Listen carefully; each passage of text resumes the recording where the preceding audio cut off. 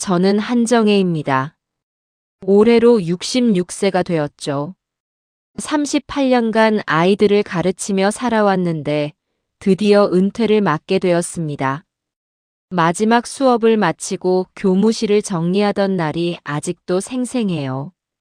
아이들이 그린 감사 카드들을 하나씩 상자에 담으면서 눈물이 핑 돌았거든요. 은퇴 후 저는 마을 도서관에서 봉사활동을 시작했습니다. 매주 화요일과 목요일 아이들에게 책을 읽어주는 일이에요. 처음엔 어색했지만 점점 재미를 느끼게 되었죠. 아이들의 반짝이는 눈망울을 보면 교사 시절이 그리워지곤 했어요. 그런데 지난주 도서관 동료들이 제 은퇴와 생일을 함께 축하해 주겠다고 하더라고요. 사실 가족들한테는 별다른 말을 안 했거든요. 성민이는 요즘 보험 일로 바쁘다고 하고 며느리 소연이도 뷰티숍 운영하느라 정신없어 보였으니까요. 도서관 휴게실에서 작은 파티가 열렸습니다. 김 관장님이 직접 만든 카스텔라 케이크와 따뜻한 차 한 잔. 그게 전부였지만 마음이 뭉클했어요. 동료들이 돌아가며 축하 인사를 건넬 때마다 가슴 한구석이 따뜻해졌죠. 이런 소소한 관심이 얼마나 고마운지 몰랐거든요. 집으로 돌아오는 길에 핸드폰이 울렸습니다. 아들 성민이었어요. 엄마, 내일 저녁에 시간 있으세요? 다이랑 소연이랑 함께 외식하자고 하는데요. 순간 가슴이 두근거렸습니다. 언제 저게 가족끼리 외식을 했는지 기억도 안 나거든요. 성민이는 평소에 전화도 잘 안 하는데 이렇게 먼저 연락을 주다니. 물론이지. 어디로 가는데? 아직 정하지 못했어요. 엄마가 좋아하는 곳으로 갈게요. 내일은 꼭 시간 비워두세요. 전화를 끊고 나서도 성민이의 목소리가 계속 귓가에 맴돌았습니다. 오랜만에 들어보는 다정한 어조였거든요. 혹시 제 생일을 기억하고 있는 건 아닐까 하는 생각도 들었어요. 저녁을 먹으면서도 내일 일만 생각했습니다. 다이가 좋아할 만한 식당은 어디일까? 소연이와는 무슨 대화를 나눌까? 이런 상상을 하니 밥맛이 한결 좋아졌죠. 오랫동안 잊고 지냈던 설렘이었습니다. 마치 젊은 시절 첫 데이트를 앞둔 것처럼 가슴이 두근거렸어요. 그날 밤 잠자리에 들 때까지 입가에 미소가 떠나지 않았거든요. 내일이면 가족들과 함께 즐거운 시간을 보낼 수 있을 거라는 기대감으로 가득했습니다. 아침 일찍 눈이 떠졌습니다. 평소보다 1시간은 빨랐죠. 가슴이 설레서 더 잠들 수가 없었어요. 거울을 보니 며칠 전부터 신경 쓰지 못했던 흰머리가 눈에 띄더라고요. 오늘은 특별한 날인데 이래서야. 서둘러 미용실에 전화를 걸었습니다. 다행히 오전에 자리가 났어요. 염색과 파마를 하고 나니 한결 젊어 보였죠. 거울 속 제 모습이 낯설면서도 기분 좋았습니다. 미용실에서 나와 시장으로 향했어요. 평소에 지나치면서 늘 눈여겨보던 진주 브로치가 있거든요. 액세서리 가게 할머니는 제가 자주 구경만 하고 가는 걸 아시는지 환하게 웃어주셨어요. 오늘은 사실 거예요? 네, 오늘은 특별한 날이라서요. 진주 브로치는 생각보다 비쌌습니다. 하지만 38년간 아껴 살며 모은 돈이 있잖아요. 교사 시절 내내 절약했는데 이제는 나를 위해 써도 되지 않을까 싶었거든요. 이 나이에 치장이 무슨 소용인가 싶지만 그래도 오늘만큼은 예쁘게 차려입고 싶어요. 집에 돌아와서는 옷장을 뒤졌습니다. 평소에는 편한 트레이닝복만 입었는데 오늘은 달라야 했거든요. 교단에 서던 시절 입었던 베이지색 코트를 꺼냈어요. 오랫동안 옷장 깊숙이 있었던 터라 주름이 잔뜩 졌더라고요. 다리미를 꺼내 정성스럽게 다렸습니다. 하나하나 주름을 펴면서 그때 그 시절이 떠올랐어요. 아이들 앞에서 단정한 모습을 보이려고 얼마나 신경 썼는지 몰라요. 지금 생각해보니 그때가 가장 당당했던 것 같아요. 오후 내내 준비에 몰두했습니다. 구두도 닦고 핸드백도 먼지를 털었죠. 화장품을 꺼내 조심스럽게 화장을 했어요. 너무 진하면 어색할 것 같아 연하게 했는데도 거울 속 모습이 한결 생기 있어 보였습니다. 마지막으로 핸드폰을 충전했어요. 배터리가 부족해서 중요한 순간에 꺼지면 안 되잖아요. 가족들과 함께 사진도 찍을 테니까 미리 준비해 둬야겠다 생각했거든요. 저녁 시간이 다가오면서 점점 들뜨기 시작했습니다. 성민이가 몇 시에 연락할까? 어떤 식당에 갈까? 다희는 뭘 먹고 싶어 할까? 이런 생각들로 머릿속이 가득했어요. 거울 앞에 서서 마지막으로 모습을 확인했습니다. 진주 브로치가 베이지 코트와 잘 어울렸어요. 오랜만에 제대로 차려입으니 마음도 한결 가벼워졌죠. 오늘은 정말 좋은 하루가 될 것 같아. 그렇게 중얼거리며 소파에 앉아 성민이의 전화를 기다렸습니다. 시계 바늘이 천천히 돌아가는 게 답답할 정도였어요. 하지만 그 기다림조차 달콤했거든요. 오후 5시가 되어서야 핸드폰이 울렸습니다. 성민이의 이름이 화면에 떴을 때 얼마나 반가웠는지 몰라요. 서둘러 전화를 받았죠. 성민아, 어디서 만날까? 엄마, 그게요. 목소리 톤이 어딘지 망설이는 것 같았어요. 순간 불길한 예감이 들었죠. 소연이가 갑자기 몸이 안 좋아졌어요. 열도 나고 머리도 아프다고 하는데 오늘은 취소해야겠어요. 순간 머릿속이 하얘졌습니다. 하루 종일 준비했던 게 모두 물거품이 되는 순간이었거든요. 하지만 며느리가 아프다는데 어쩔 수 없잖아요. 아, 그래. 소연이가 많이 아픈가 보구나. 네, 감기 몸살 같아요. 다희도 옮을까봐 걱정되고요. 그럼 어쩔 수 없지. 소연이 몸조리 잘하라고 해. 죄송해요, 엄마. 다음에 꼭 모시고 식사할게요. 전화를 끊고 나서 한동안 멍하니 앉아 있었습니다. 오전부터 들떠서 준비했던 모든 게 허무하게 느껴졌어요. 거울을 보니 정성스럽게 한 화장도 새로 산 진주 브로치도 이제 무의미해 보였죠. 배에서 꼬르륵 소리가 났습니다. 외식을 기대하며 점심을 간단히 먹었거든요. 냉장고를 열어보니 달걀과 라면이 전부였어요. 평소라면 기운 없이 대충 먹었을 텐데 오늘은 왠지 더 허전했습니다. 라면을 끓이면서 생각했어요. 소연이가 정말 아픈 건지 아니면 다른 이유가 있는 건지. 하지만 의심하는 제 자신이 더 초라해 보여서 그런 생각을 떨쳐냈죠. 사람 일은 모르는 거야. 몸이 아프면 어쩔 수 없지. 라면을 후루룩 먹으면서도 입맛이 없었어요. 주방 벽에 걸린 시계가 저녁 6시를 가리키고 있었습니다.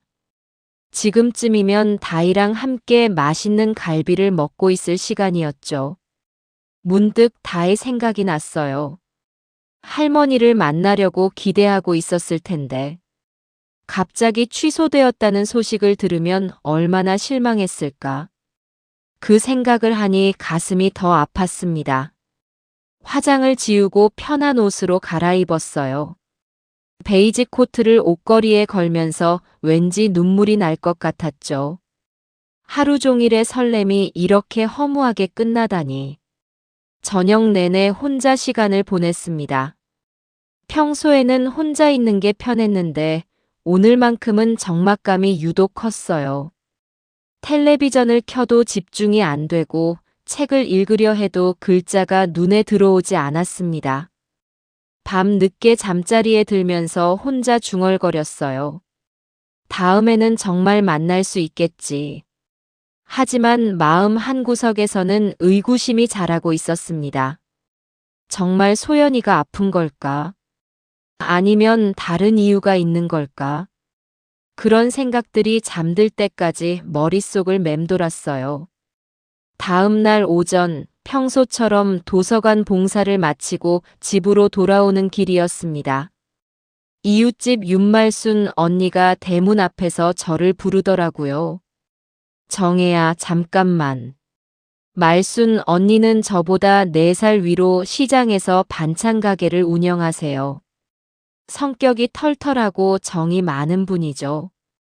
가끔 김치나 밑반찬을 나눠주시곤 해요. 이거 봐. 우연히 SNS에서 봤는데 내 아들 가족 아니야? 말순 언니가 핸드폰 화면을 저에게 보여줬습니다. 처음에는 뭔지 몰랐어요. 요즘 SNS라는 걸 잘 모르거든요. 하지만 화면을 자세히 보니 놀랄 수밖에 없었습니다. 성민이와 소연이 그리고 다이가 바다를 배경으로 환하게 웃고 있는 사진이었거든요. 강릉 바닷가 같아 보였어요. 소연이는 멀쩡해 보였고 다이는 새우를 들고 있었죠. 어제 올린 사진이래. 해시태그도 있어. 화면 아래쪽을 보니 작은 글씨들이 적혀 있었어요. 말순 언니가 읽어줬습니다. 힐링 여행, 갈비 맛집, 바다 힐링, 가족 여행. 순간 머리가 띵했습니다. 어제 소연이가 몸이 아프다고 했는데 이게 뭘까요? 갈비 맛집이라는 말도 보였어요. 저와 함께 먹으려던 그 갈비를 다이랑 둘이서 먹은 거였나요? 정혜야, 괜찮아? 말순 언니가 걱정스럽게 제 얼굴을 들여다봤어요. 제가 얼마나 당황했는지 다 보였나 봐요. 아, 네. 괜찮아요. 하지만 전혀 괜찮지 않았습니다. 가슴속에서 뭔가 꺼지는 소리가 들렸어요. 어제 하루 종일 느꼈던 설렘과 기대가 모두 거짓말이었다는 걸 깨달았거든요. 집에 돌아와서 소파에 주저앉았습니다. 어제 성민이의 목소리가 계속 맴돌았어요. 소연이가 갑자기 몸이 안 좋아졌어요. 그때 목소리에 망설임이 있었던 건 거짓말을 하고 있었기 때문이었나 봐요. 왜 거짓말을 했을까요? 그냥 가족끼리 여행 간다고 하면 안 되는 건가요? 굳이 며느리가 아프다는 핑계를 대야 했던 이유가 뭘까요? 생각할수록 마음이 아팠습니다. 하루 종일 설레며 준비했던 제 모습이 바보처럼 느껴졌어요. 새로 산 진주 브로치도 정성스럽게 다린 베이지 코트도 모두 헛된 일이었죠. 더 화가 나는 건 다이였어요. 할머니와 약속이 있었다는 걸 알고도 여행을 간 걸까요? 아니면 아예 할머니와의 약속 따위는 신경 쓰지 않은 걸까요? 저녁 무렵 성민이에게서 문자가 왔습니다. 엄마, 소연이 많이 좋아졌어요. 걱정해 주셔서 감사해요. 문자를 읽으면서 씁쓸했어요. 끝까지 거짓말을 이어갔습니다. 소연이가 아팠던 적이 없다는 걸 이제 알고 있는데 말이에요. 그날 밤 잠이 오지 않았습니다. 38년간 아이들을 가르치면서 거짓말하는 아이들을 많이 봤어요. 하지만 제 아들이 저에게 거짓말을 할 줄은 몰랐거든요. 그 일 이후로 성민이의 연락이 뜸해졌습니다. 평소에도 자주 연락하는 편은 아니었지만 이제는 한 달에 한두 번 정도였어요. 그마저도 대부분 돈 때문이었죠. 엄마, 이번 달 카드값이 좀 많이 나왔어요. 도와주실 수 있으세요? 보험 실적이 안 좋아서 생활비가 부족해요. 조금만 빌려주세요. 이런 식으로 연락이 오면 마음이 복잡했어요.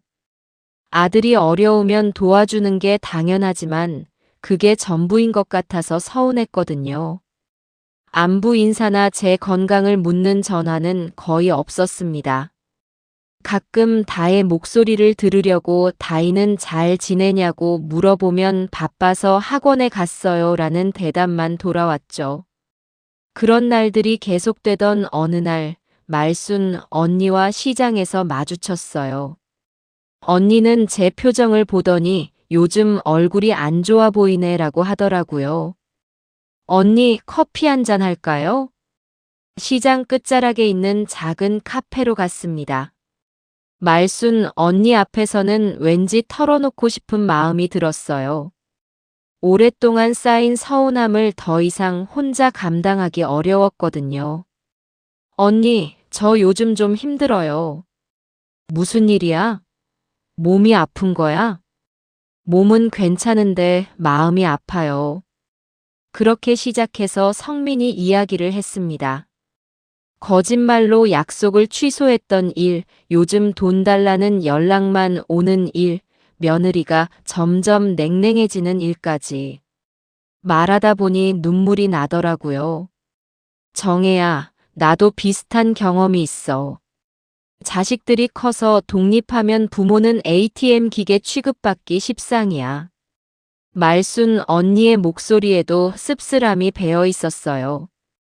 나는 교사로 살 때도 이렇게 무시당한 적은 없었어요. 아이들은 적어도 선생님 하며 존중해줬거든요. 그러게 말이야. 남의 자식들한테는 존경받았는데 정작 내 자식한테는 이런 대우를 받다니. 언니 말이 맞았어요. 교단에 설 때는 당당했었는데 집에서는 점점 초라해지는 제 모습이 한심했습니다. 정혜야, 이제는 내 삶을 먼저 챙겨야 돼. 자식들 뒷바라지만 하다가 늙으면 안 되잖아. 하지만 성민이가 어려우면 도와줘야 하는 거 아닌가요? 도와주는 것도 한계가 있어야지. 내가 번 돈인데 왜 눈치를 보면서 써야 해? 말순 언니 말이 가슴에 와 닿았어요. 38년간 교직에 몸담으면서 차곡차곡 모은 돈이에요. 그런데 언제부터인가 제 돈을 쓰는데도 눈치를 보게 되었더라고요. 언니 말이 맞아요. 이제라도 정신 차려야겠어요. 그래, 그런 마음가짐이 중요해. 집에 돌아와서 생각해 봤습니다. 언제부터 이렇게 된 걸까요? 성민이가 결혼하고 나서부터였나요? 아니면 제가 은퇴하고 나서부터였을까요? 확실한 건 예전에 당당했던 제 모습을 찾아야 한다는 거였어요. 며칠 후 성민이가 집으로 찾아왔습니다. 평소와 달리 표정이 어두워 보였어요. 뭔가 중요한 이야기가 있을 것 같았죠. 엄마 앉으세요. 할 말이 있어요. 거실 소파에 마주 앉았습니다. 성민이는 한동안 말을 꺼내지 못하고 있었어요. 손가락을 비비적거리는 모습이 어린 시절 잘못을 저질렀을 때와 똑같았습니다. 소연이 뷰티숍이 요즘 잘 안 돼요. 그래? 손님이 줄었니? 네, 그리고 좀 더 큰 곳으로 이전하려고 하는데 보증금이 부족해서요. 어디로 이어질지 짐작이 됐습니다. 하지만 끝까지 들어보기로 했어요. 은행에서 대출을 받으려고 했는데 소연이 신용등급이 좀 안 좋아요. 그래서 엄마 명의로 잠깐만 도와주실 수 있으세요? 역시나였습니다. 금명의 대여를 요청하는 거였죠. 순간 가슴이 답답해졌어요. 성민아, 명의를 빌려주는 건 위험해. 아, 엄마. 걱정 마세요. 진짜 잠깐만이에요. 소연이가 신용등급만 회복하면 바로 바꿀게요. 그래도 안 돼. 만약에 문제가 생기면 어떡해? 무슨 문제가 생겨요? 저희가 책임지고 관리할 거예요. 성민이 목소리에 간절함이 배어 있었어요. 하지만 말순 언니 말이 떠올랐습니다. 이제는 제 삶을 먼저 챙겨야 한다고요. 성민아, 미안하지만 이번에는 도와줄 수 없겠다. 엄마. 성민이가 놀란 표정으로 저를 봤어요. 평소 같으면 주저하다가 결국 도와줬을 텐데 이번에는 달랐거든요. 나도 이제 나이가 있잖아. 명의를 함부로 빌려줄 수는 없어. 하지만 저는 엄마 아들이잖아요. 남이 아니라고요. 아들이어서 더 안 돼. 나중에 문제 생기면 우리 사이만 나빠져. 성민이는 한동안 말없이 앉아 있었습니다. 아마 충격이었을 거예요.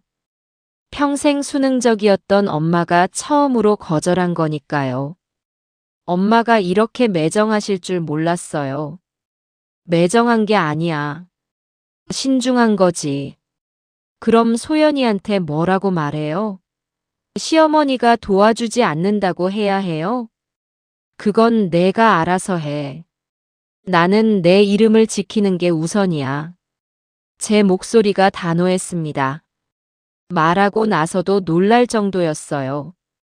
언제부터 이렇게 확고한 의지가 생겼을까요? 성민이는 더 이상 설득하지 않았습니다. 대신 실망스럽다는 표정으로 일어났어요. 그럼 저는 가볼게요.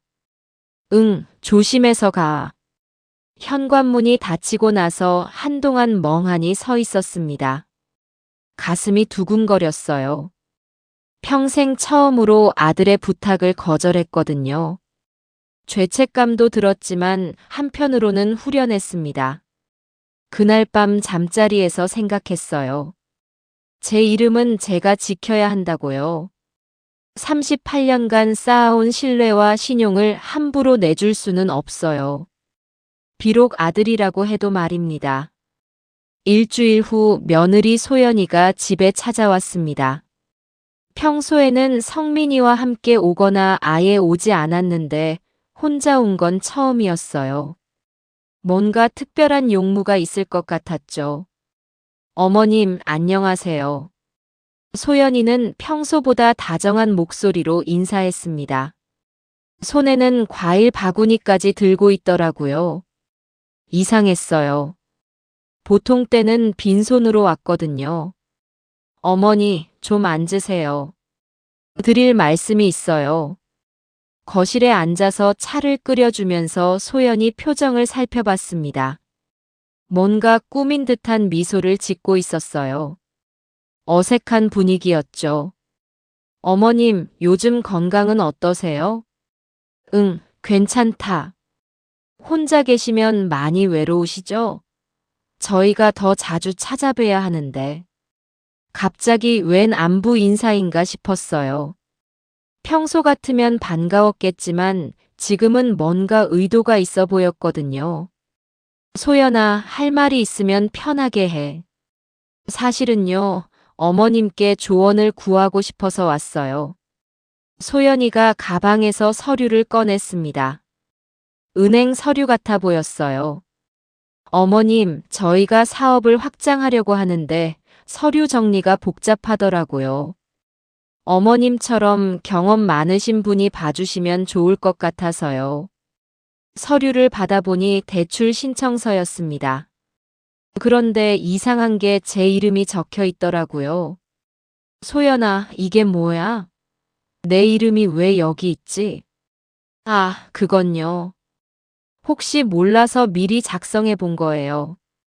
어머님 도장이나 등기 서류는 미리 정리해 두시는 게 좋을 것 같아서요. 순간 머리가 띵했습니다. 도장과 등기 서류를 미리 정리하자는 게 무슨 뜻인지 알 것 같았어요. 저희가 도와드릴게요. 요즘 서류 절차가 복잡해져서 혼자서는 어려우실 거예요. 소연이 말투가 점점 노골적으로 변했어요. 처음에 다정함은 온데간데 없고 계산적인 모습이 드러나기 시작했죠. 소연아, 솔직히 말해. 뭘 원하는 거야? 어머님, 오해하지 마세요. 정말 어머님을 위한 거예요. 하지만 저는 이미 알고 있었습니다. 며칠 전에 은행에 가서 확인해 뒀거든요. 성민이가 제 이름으로 얼마나 많은 조회를 했는지 말이에요. 소연아, 너희 내 허락 없이 내 신용정보 조회했지? 소연이 얼굴이 순간 굳었어요. 들킨 줄 몰랐나 봅니다. 그건 실수였어요. 성민 오빠가 대출 상담받을 때 착각해서. 착각? 한 번이 아니라 여러 번인데, 제가 은행에서 확인한 내용을 말하자 소연이는 더 이상 변명하지 못했어요. 얼굴이 빨갛게 달아올랐죠. 어머님, 저희도 어쩔 수 없었어요. 사업이 어려워서. 어쩔 수 없다고. 내 허락도 받지 않고. 목소리가 점점 커졌습니다. 38년간 교직에 있으면서 이런 식으로 화를 낸 적은 거의 없었는데 지금은 참을 수가 없었어요. 그동안 얼마나 많은 계획을 세웠던 거야? 내 집, 내 통장, 내 보험까지 다 조사했겠지? 어머님, 그런 게 아니에요. 그럼 뭐야? 며느리가 시어머니 뒷조사를 하는 게 정상이야? 소연이는 더 이상 할 말이 없는지 고개만 숙이고 있었어요. 평소 영리하고 당당하던 모습은 온데간데 없었죠. 소연아, 내가 호락호락한 줄 알았나? 38년간 아이들 가르치면서 이런 속셈 가진 사람들 많이 봤어. 어머님, 이제부터는 내 일에 끼어들지 마. 내 이름은 내가 지킬 거야. 소연이가 서류를 주워 담으면서 일어났어요. 얼굴이 창백해져 있었죠. 어머님, 저희가 잘못 생각했나 봐요. 죄송합니다. 응, 잘못 생각한 거야. 앞으로는 이런 식으로 접근하지 마. 현관문이 닫히고 나서 한동안 가슴이 두근거렸어요. 화가 나기도 했지만 한편으로는 시원했습니다. 그동안 쌓였던 답답함이 한 번에 터진 것 같았거든요. 그날 저녁 성민이에게서 전화가 왔어요. 엄마, 소연이한테 너무 심하게 하신 거 아니에요? 심하게? 나는 당연한 말을 했을 뿐이야. 하지만 가족인데 그렇게까지.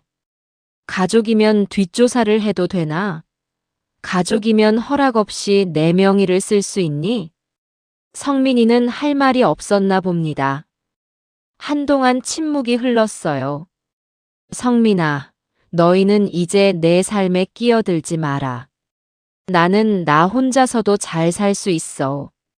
전화를 끊고 나서 깊게 숨을 쉬었습니다. 드디어 해야 할 말을 다 했어요. 이제 진짜 제 인생이 시작되는 것 같았습니다. 1년이 흘렀습니다. 그동안 성민이 가족과는 연락이 거의 없었어요. 처음엔 서운했지만 점점 익숙해졌죠. 오히려 마음이 편해졌습니다. 도서관 봉사활동도 계속하고 있어요. 아이들과 함께하는 시간이 늘 즐거웠거든요. 새로운 친구들도 생겼고 취미 활동도 시작했습니다. 그러던 중 또 생일이 다가왔어요. 작년 이맘때가 떠올라서 씁쓸하기도 했지만 이번에는 달랐습니다. 기대하지 않으니까 실망할 일도 없었거든요. 말순 언니가 며칠 전부터 뭔가 계획하는 것 같더라고요. 정혜야, 생일 어떻게 보낼 거야? 그냥 평소처럼 지내려고. 안 돼. 특별한 날인데 그럴 순 없지.